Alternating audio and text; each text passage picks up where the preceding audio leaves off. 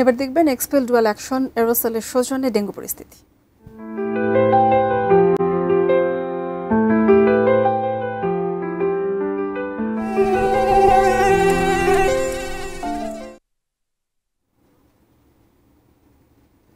নদীকেন্দ্রিক জেলা চাঁদপুরে ডেঙ্গুর প্রকোপ মারাত্মক। বছরের শুরু থেকে এ পর্যন্ত 18-এরও বেশি ডেঙ্গু রোগী চিকিৎসা নিয়েছেন জেলার বিভিন্ন হাসপাতালে।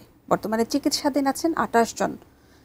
ফির বছরই ডেঙ্গু পরিস্থিতি এমন আশঙ্কাজনক হয়ে উঠলেও জেলা সদর হাসপাতালে নেই ডেঙ্গু ওয়ার্ড। চাঁদপুর প্রতিনিধি বিল্লাল ঢালির পাঠানো তথ্য ছবিতে একটি ডেস্ক রিপোর্ট দেখুন। ডেঙ্গুর উচ্চ ঝুঁকিতে রয়েছে চাঁদপুর জেলায়। নদ নদী বেশি হওয়ার কারণে বৃষ্টি ও জলাবদ্ধতা, আবার ঢাকা ও চট্টগ্রাম কেন্দ্রিক ব্যবসা বাণিজ্য নির্ভর হওয়ায় বাইরে থেকে আসা আক্রান্তদের মাধ্যমে ছড়াচ্ছে ডেঙ্গু। চলতি বছরের 10 আগস্ট পর্যন্ত জেলার বিভিন্ন হাসপাতালে চিকিৎসা নিয়েছেন 8 শতাধিক ডেঙ্গু রোগী, তবে মৃত্যু হয়নি কারো। উপজেলা হাসপাতালগুলোতে 2 থেকে 3 পেরে ডেঙ্গু ইউনিট থাকলেও যেখানে সবচেয়ে বেশি প্রয়োজন নেই সেই জেলা হাসপাতালেই।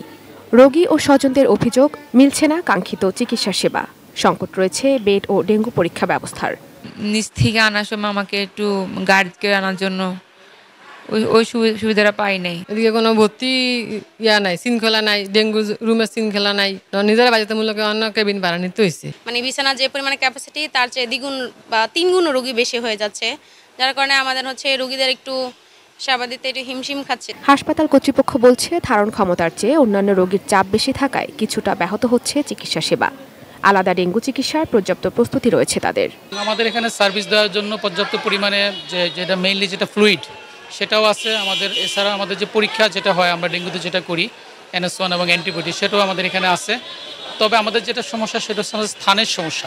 তবে পরিস্থিতি উন্নতির দিকে। গত সপ্তাহের তুলনায় এই সপ্তাহে ডেঙ্গুর প্রকোপ অনেকটাই কমেছে বলে জানান সিভিল সার্জন। জেলা সদর হসপিটালে আলাদা করে ডেঙ্গু কর্নার করাটা আসলে খুবই কষ্টকর। এখানে ওইরকম স্পেসও নেই। এটা ঠিক, এটা আমি মানে আলাদা করে কোনো ডেঙ্গু পেশেন্টদেরকে আলাদা করে পরিচর্যা করার মতো ওই ধরনের আলাদা স্পেস নেই। কিন্তু আমাদের উপজেলা হসপিটালগুলোতে 2-3টা করে বেড ডেঙ্গু পেশেন্টের জন্য ডেডিকেটেড করা আছে। জেলায় ডেঙ্গু আক্রান্ত রোগীর তথ্য পাওয়া গেলেও পাওয়া যায়নি চিকুনগুনিয়া আক্রান্তের তথ্য। Ishrat lima, desk report, ATN news. নতুন এক্সপেল এর নতুন ফর্মুলা RPM এর ডুয়েল অ্যাকশনে ঘরের মশা বাঁচবে না, বাইরের মশা আসবে না।